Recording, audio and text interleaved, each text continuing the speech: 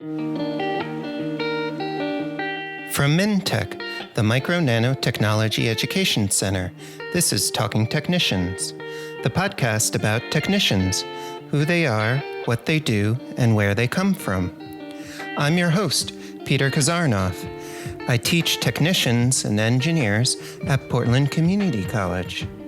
In each episode, you'll meet a working technician and hear their story. That means real interviews with real technicians about real jobs. At the end of each episode, you'll hear actions you can take if you want to be a technician too. In this episode, you'll meet Tuff. Tuff works at Micron in Lehi, Utah. Tuff, welcome to Talking Technicians. Thanks, Peter. Happy to be here. Tell me about yourself. Where do you live and how long have you been there for? So I live in Eagle Mountain, Utah, close to Lehi where I work. I recently moved, but basically it's just if you're not from Utah, great scenery and nature, but it's pretty hot in the summers and gets really cold in the wintertime and snowy. So you kind of have to have a car that's good year round, basically. But everyone comes here for the nature, definitely. Is there anyone else in your household? Yeah, live with my mom. We just both rent this house. I get the downstairs, she gets the upstairs. Pretty good deal. Great. So where do you work and what's your job title? So I work at Micron in Lehi. We also go by Fab 2. I'm currently in metrology area. My job title is equipment technician, and metrology is the measurements for the whole process line. So the thicknesses of films, the critical dimensions of lines and features on the wafers, and electrical properties like resistance and implant destruction from those kinds of processes. So I kind of make sure that all of our measurement tools are up to qualifications. All the PMs are done, which are preventative maintenance. So if we like to swap out lamps for say before they die, just so that we don't have to react to it, we just do the preventative maintenance. So we don't do that. And for those that might not know, what does Micron do and what is a fab? So Micron makes memory.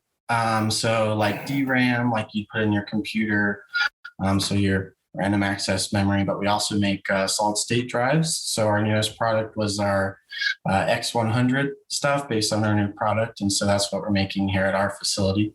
And a fab is just kind of like short for where we make the product.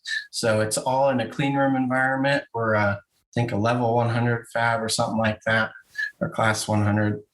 Basically, it's just how many particles we can have per square foot of air. And the fab is where we make all the product in that clean room, like I said, and it travels throughout an automated system from tool to tool and enclosed FOUPs, which are front opening unified pods. But the fab is just where we make all the product. And besides your role in metrology, what do other technicians do at Micron? So there's a lot of different process areas. So there's metrology, which we do all the measurements, right? And then there's loads of other areas such as diffusion, CVD, PVD, implant, CMP, wet process, dry etch, and RDA. And all of these areas do something specific for building our product. So I could go into detail to all of those, but we'd probably be here for 30 minutes talking about them.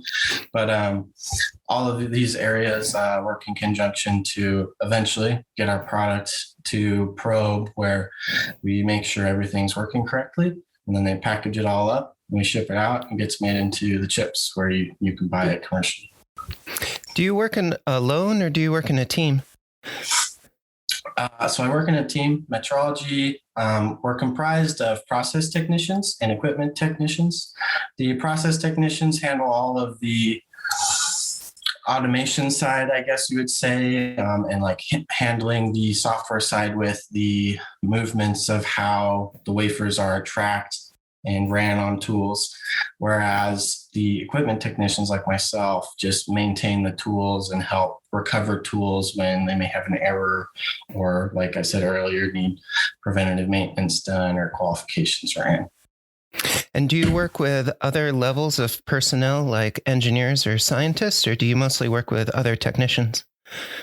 Yeah, so I work with engineers. Basically, everyone that I work with has an engineering degree, whether it be chemical, material science, electrical, mechanical, any of those really. Various backgrounds amongst that they've worked other places. But yes, I do work with lots of engineers. We have a shift engineer that's on shift because that's what I am, a shift worker.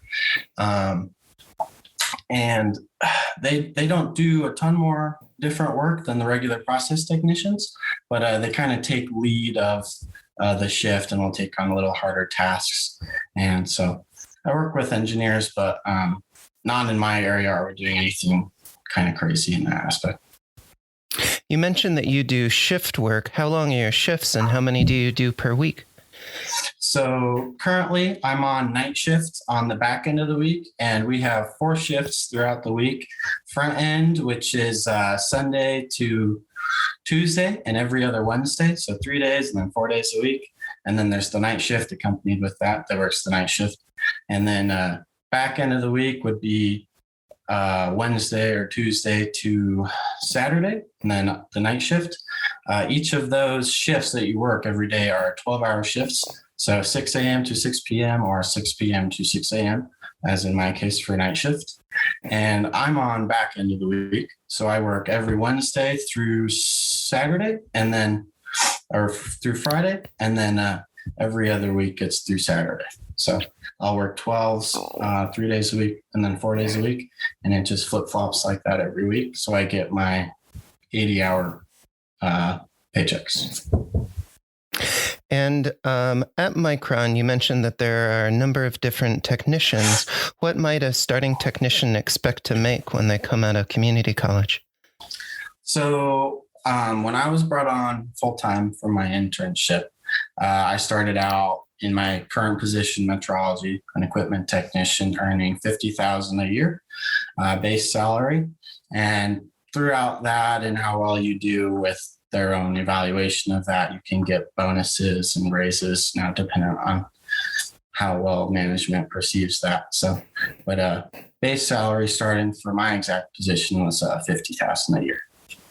And do you have any opportunities for advancement to move up at Micron? Oh yeah, there's always people moving around. They're really big about their culture there and about learning and knowledge and increasing that knowledge. I've switched shifts a couple different times, but we've had multiple managers come in and go to different areas before I was there. But in the time I've been there, my manager above my supervisor transitioned to a completely different area that I don't think he had any prior knowledge of, but transitioned over there because he wanted to do that. And I know of a lot of other stories, especially in my facility, of people just wanting to try something different, and they're able to transfer over to do something like that, as well as above to managerial positions and owner positions like that. How has your life changed since you became a technician and moved out of school? What's different now? Pretty much kind of just like thrown into just working all the time. And I'm still going through school because I still don't have my degree yet. I'm still working towards my associates. I luckily got in working here in a really cool way. I started out doing an internship. They brought me on from SLCC after I got my microscopy certificate, which we can talk about in a minute. And I started as an intern. They wanted me to do a year-round internship as compared to some they bring on that's only a summer internship. Like some college students don't take classes for the summer, so they come work at Micron for the summer semester as an intern and do a project, and they leave in the fall to go back to school. But for me, they brought me on as a year intern, kind of as like a pre-hire type thing to kind of fill me out a lot more than just a summer intern. And my trainer, by the time or the 2 months before my internship was up, actually left. And so they extended his position to me and hired me full time. So I was really lucky to have that happen, but it was really cool. So you mentioned that you're at school at SLCC. What's SLCC and what was your educational background before moving on to Micron? SLCC, forgot you're not in Utah. So SLCC is SLCC, or Salt Lake Community College. And they're a community college, and they have multiple campuses throughout kind of the Salt Lake Valley. I attend the Taylorsville campus one. That's where Wes is with all his Nano classes. And that's really where I got hooked on it. I was kind of not sure what I wanted to do, and then took the Intro to Nanotechnology class he offered, and it kind of just catapulted into getting the microscopy certificate and pushed me way over to getting that internship and being hired. And what was your work experience before becoming a technician at Micron? Pretty average teenager, you could say. I worked at a dealership for a couple months, and before that I worked at a Home Depot as a technician that would get all the carts and help people load their concrete, I guess. And so I really didn't have any professional or manufacturing experience. And so the fact I got the internship was amazing. And then the fact I got hired was even more amazing, because I don't like working, but I love working here. I didn't like working before, but the environment and the people and my day-to-day job is just so intriguing, I guess, that I just really like what I do. And so it's awesome. You mentioned that you started at Micron in an internship. How did you secure that first internship? Because it seems really key to your position now. Yeah. So before Micron owned this facility, it was a joint venture named IM Flash. That's I as in Indigo, M as in Mike, and then Flash. Coincidentally, they were making flash memory, so that's the name. But the joint venture was between Intel and Micron, and they were making the product. And it dissolved. Let me back up. I got the internship to IM Flash because IM Flash was really involved with SLCC and their microscopy program and certificate. And they had hired interns before through that same program that I got hired as an intern from. So as I was going through my my certificate and was getting close to completion, some recruiter from IM Flash was looking for metrology students, or to hire in metrology, and they had always come to SLCC for interns, and they had that turn out successful in the past. So they reached out again, and all of us kind of applied for the internship, and that we all interviewed for it, and I got it. I think there wasn't a lot of us that were taking these classes. I think 6 in total, so not a lot. And I don't know what it's like now. I haven't really been on campus and haven't taken them. I don't need to, but so they reached out from IM Flash to a SLCC, and then I got it. And so that's how I was able to secure that. They're pretty paired with Salt Lake Community College there with their microscopy lab in the Taylorsville campus. What's something unexpected about being a technician that you only learned once you started? So something unexpected would be probably the immense price tag is associated with all of the manufacturing that happens there. Just walking around, your jaw kind of hits the floor, or you're staring at the ceiling, because that's kind of the joke we throw around. I say that because we have an automated system that transports all the material along the ceiling in the FOUPs I said earlier. They're basically just containers that hold the wafers, and these robots run along tracks. So everyone, if you know they're new because they stare at the ceiling. But just you don't really realize how expensive things are until you've kind of been there for a little bit and kind of got the gist, especially as an equipment technician and ordering parts. You see the price tag So the major thing was just like how expensive things are, like in the photo area, photolithography, where they're basically like outlining the little features on the wafers.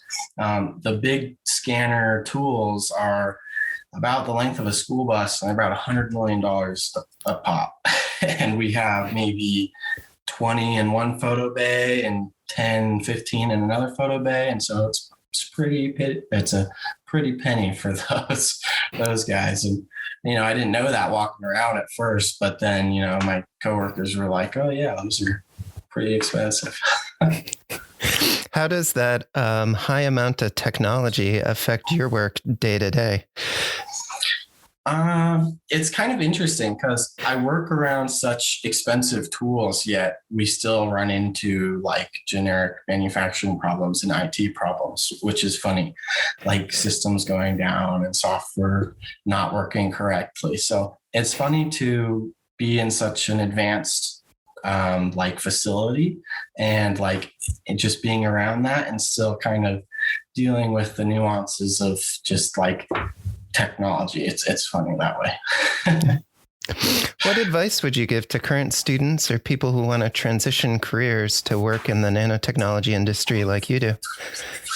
I've heard to like, as you're going through school, to try and micro certify yourself. So like I did, I kind of wasn't sure what I wanted to do. And then I saw that this certificate, I had to take 2 extra classes that deviated from my degree and I could get the certificate.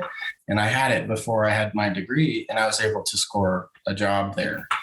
So I really think the certificate was kind of like a big step in the foot in the door, I guess you could say, as well as just kind of being persistent year to year. I heard one story of Micron attends events, they'll attend stuff in Silicon Valley, Silicon Slopes here that they like to call it. And just kind of getting out there and just kind of talking to them and just coming back year after year if it doesn't work, just like being persistent. Because if you talk to the same guy every year, he'll probably remember you when they come back, right? Because I've heard that before and I've heard of people landing jobs like that. So, certifications, being persistent, don't give up if it doesn't happen the first time, usually, if they're hiring people, it's kind of discouraging if you don't get hired, right? So, but along with being persistent, it's just like watch the job boards for what you want. Micron's really good at sending out job postings. I provided a link for Micron's like direct job board that Micron posts to, and they post for any job. So there's IT software engineers, there's equipment technicians, process technicians, facility people, warehouse people. There's always jobs happening at Micron. Not to say that people are always leaving Micron, but there's fabs need a lot of people when we're running a lot of product because there's a lot of things happening all the time. This industry is always changing. You're always learning stuff. Product is changing. We're running new product, running tests. So there's a lot of stuff happening. A lot of people need jobs and a lot of people need to help with that. So just watch the job boards and for new listings and stuff like that you may want to do. Additionally, just get involved in the field that you're interested in and want to work in. So if you want to get into the semiconductor industry like Micron is or Intel, right, AMD, stuff like that, just like follow them on Instagram, follow their social medias, go to the events that they host or are a part of, kind of get into that environment and kind of get used to it. Because the more knowledge you pose with all of that, I mean, in my interview, they were asking me how an SEM worked or a scanning electron microscope and how the column worked and all that. So they kind of want you to know what you're working with. So, just being in it, being around it and involved and just persistent, that's most likely probably going to help you. That's a great piece of advice, and we'll make sure to include those links in the show notes at the bottom of the podcast. So, Tuff, thank you so much for sharing your story about the education that you've gone through and about the work that you do. Oh, yeah, of course. Thank you for having me.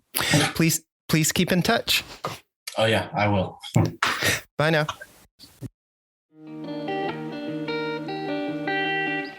Talking Technicians is produced by MNT-EC, the Micro-Nano Technology Education Center, through financial support from the National Science Foundation's Advanced Technological Education Grant Program. Opinions expressed on this podcast do not necessarily represent those of the National Science Foundation. Join the conversation. If you are a working technician or know someone who is, reach out to us at info@talkingtechnicians.org. We're always looking out for great guests to share more stories with you.